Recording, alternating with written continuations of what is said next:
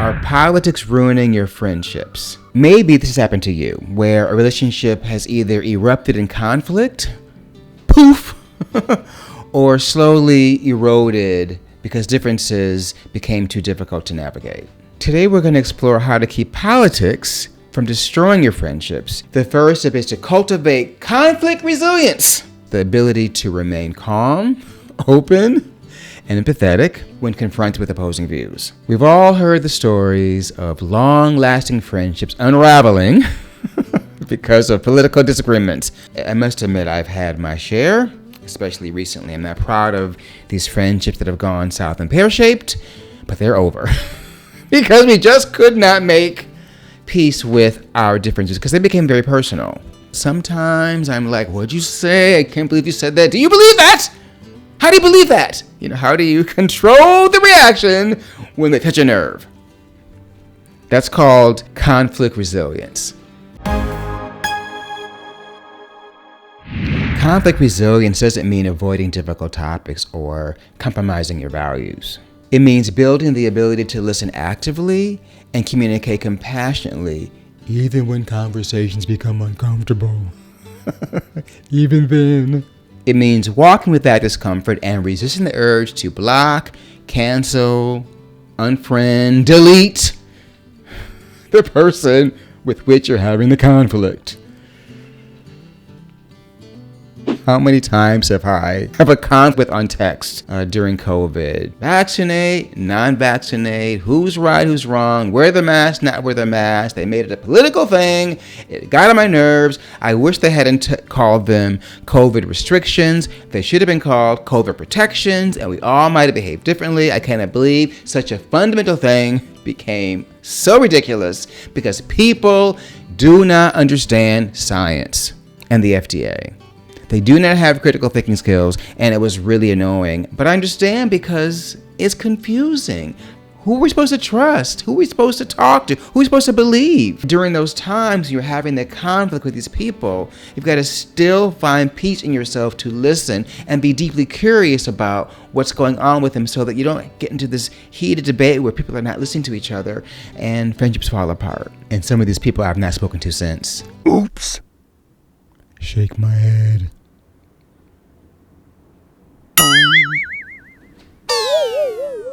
These kinds of instances, these political polarization and the times that we're in, is a true test of love and friendship. Sitting with the discomfort, especially during live conversation or debate, allows us to not see the conflict as a threat to the friendship, but as an opportunity to grow closer together. I'm Aubrey Lynch, and from Alvin Ailey to The Lion King and the Harlem School of the Arts to American Ballet Theater, I have navigated some pretty big personalities over the last 40 years, and I'm here to help high achievers cope with the shenanigans of our world and how to get the life that you want. Think about a recent disagreement. I have one in mind, actually. Did you listen? Did you shut down? Did you pop off? Did you attack, protect? What did you do? I genuinely tried to listen. I did, but the person I was having the conflict with assumed I was taking the other side and assumed I was going to shut him down and assumed that I was going to judge him and try to change his mind. And I wasn't. I was just curious. Why do you think that? Why do you support that? That support goes against me personally. If you support that, that goes against me, your friend of 5 years. Why do you think that?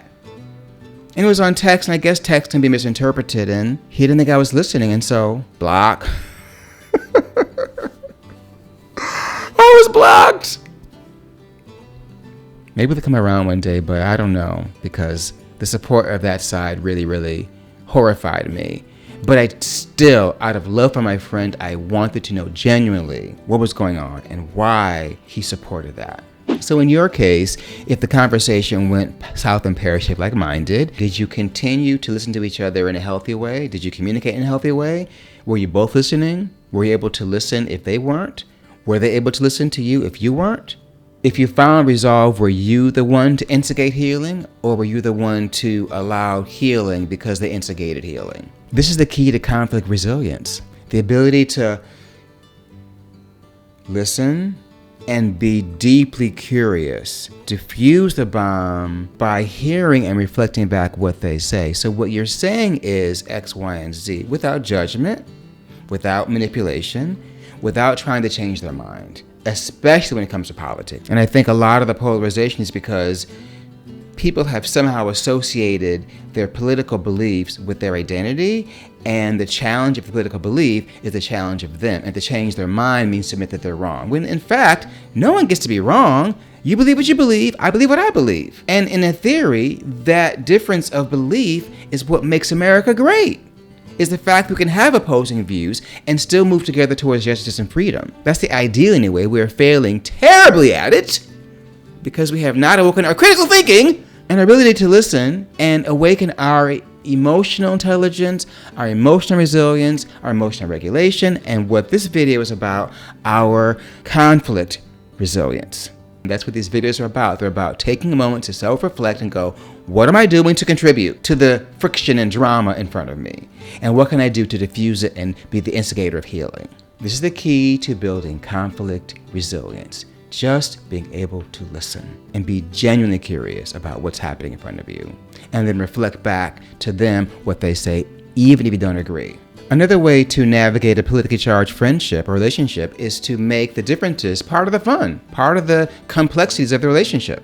If you and your friend or loved one can handle a good-natured and engaging political debate with humor and curiosity, it can really diffuse tension and make these differences really fun and a compelling part of the relationship. For me, I'm not quite sure I can do that at the moment because the issues at hand are too personal and too intense and too polarizing. I want to believe that I can understand, but sometimes it is mind-boggling and I don't understand. I do not understand how people can move forward with such extreme beliefs about people. There is a lot of gray area that we should live in. It's not about the baby lives, the baby dies. The migrants stay, the migrants leave. The gays have rights, the gays don't have rights. Women have equal pay, they don't have equal pay. There's so many things in the middle of that we could be talking about that we're not because we're so polarized.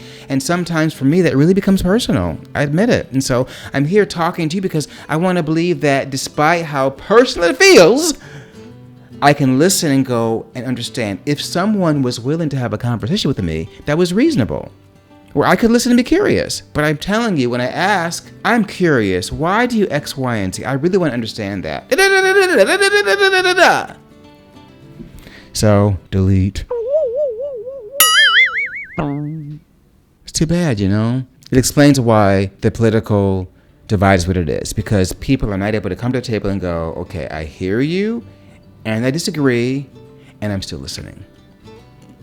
I don't mind talking about policy, how we're going to get there, how to do things, how to get things done, but some of the policies at the moment are so extreme, and they're actually infringing on my human rights, infringing on my life, and that's hard to swallow.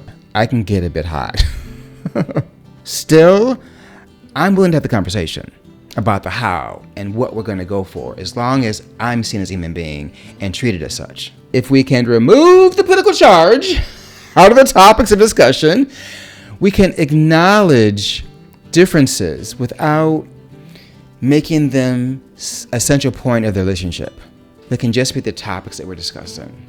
It's important to remember that true friendships aren't about always seeing eye to eye. In fact, we can become closer when we mutually agree to disagree and can honor each other for those unique differences. Though you might want to, you're not trying to change someone's mind. That's the important bit. Conversations, particularly when it comes to politics, are not really about changing minds. They're about listening, especially when it comes to maintaining friendships when friends don't agree on a political topic.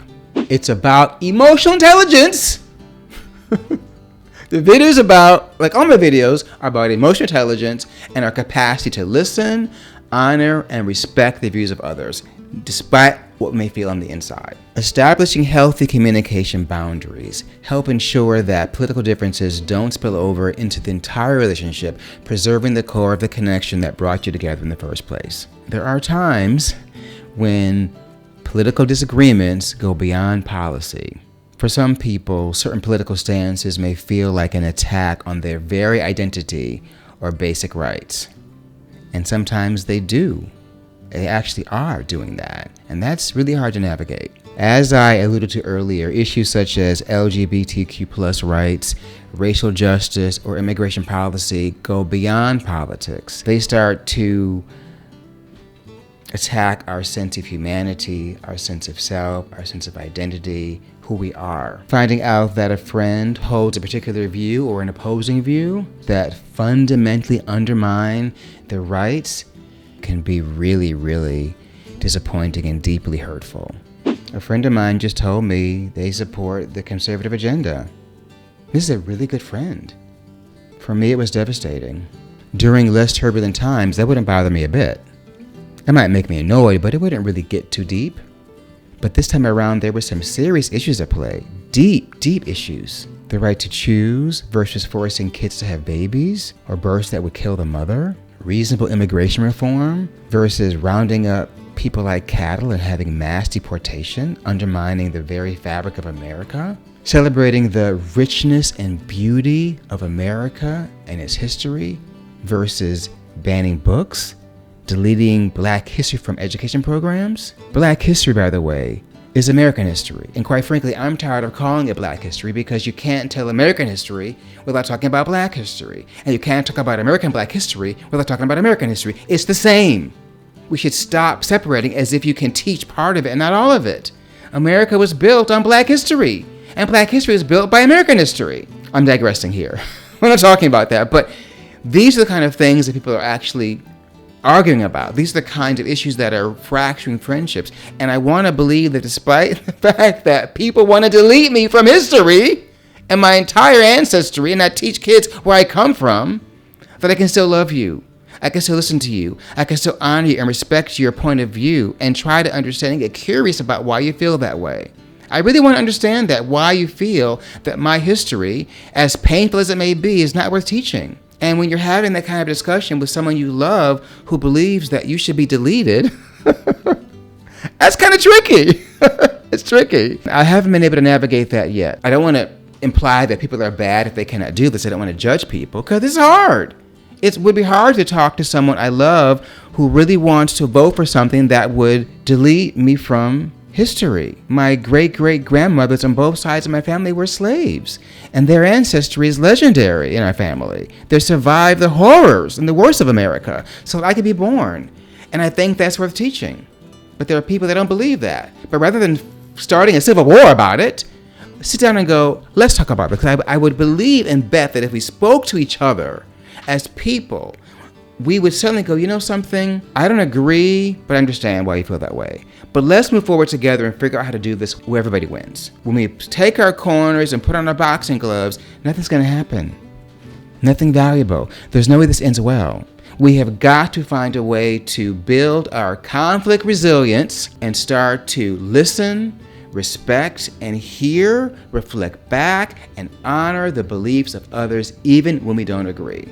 And yes, it's hard. It will be hard for me to do that with certain people that I love. I'm willing to do so. Anyway, and I hope you are too. Sorry, I digress. Where was I? Yes.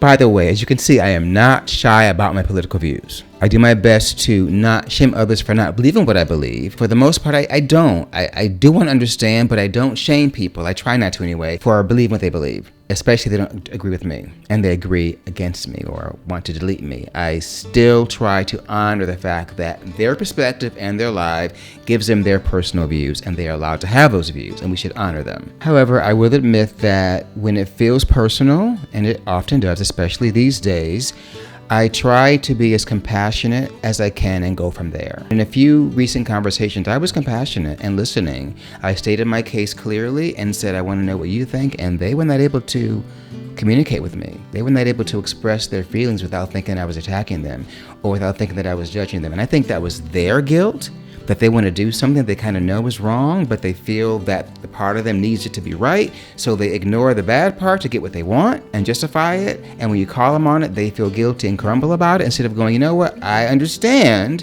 that I want this thing, and with that comes all of this crap, but I'm still going for this thing. I can handle that. But shutting down and blocking and ghosting me because of that is a little bit immature. Just is. In these instances, it's essential to evaluate whether these friendships can be meaningful or whether these differences are too fundamental to bridge. If they continue to disregard your feelings and values or repeatedly disrespect your identity and values, prioritizing your well-being may mean walking away. Ending a friendship is never easy, but holding on to relationships that harm you will only drain you of your energy and prevent you from thriving. Ultimately, the key to navigating friendships in a political minefield is to strike a balance between empathy and self-respect. This doesn't mean condoning beliefs that don't align with yours, but it does mean recognizing that every person has a story behind their views. Practicing empathy, setting boundaries, and fostering open communication can all help maintain friendships in an increasingly polarized world. Not every friendship will survive political differences, and that's okay. So ask yourself, what do your friendships mean to you? Are they bringing value to your life? Are they leaving you drained and disrespected? Political differences don't have to be a death sentence for friendships. With empathy, open communication, and a willingness to find common ground, it's possible to keep these connections strong. But if a friendship becomes toxic and undermines your well-being, it's time to make a difficult decision. Choose friendships that will lift you, challenge you, grow you, and make your life better because you deserve nothing less. You get to create your world. You get to choose your friendships. You get to choose your chosen family. Do not feel guilty about doing that. You have to take care of you. And you've got to surround yourself with people that support you and love you, that will listen to you and cherish you even when they don't agree. And you want to have people in your life you don't agree with because you want to have different perspectives so that you have a richer life. If everyone around you is in a bubble that believes what you believe, you're not going to grow. So it's important to weigh all that out and decide which friendships you keep and which go bye-bye. In this challenging time, we're going to have conflict. Our loved ones and friends are going to have their varying perspectives, and we should want them to have that. We don't want them to undermine their identity and their self-value to make room for you. We have to be in this pot, this crucible of drama and shenanigans together. It's the only way forward. One tribe, one planet, one race, the human race. It sounds so Pollyann and so utopia and so rainbows, gumdrops, and bluebirds. And it's true. We can agree to disagree. We can live in the same world without fighting and destroying each other. And we can grow together and make the world better for everyone, not just ourselves. Please check out this video and this playlist. More of emotional intelligence, awareness to come. Okay, see you there.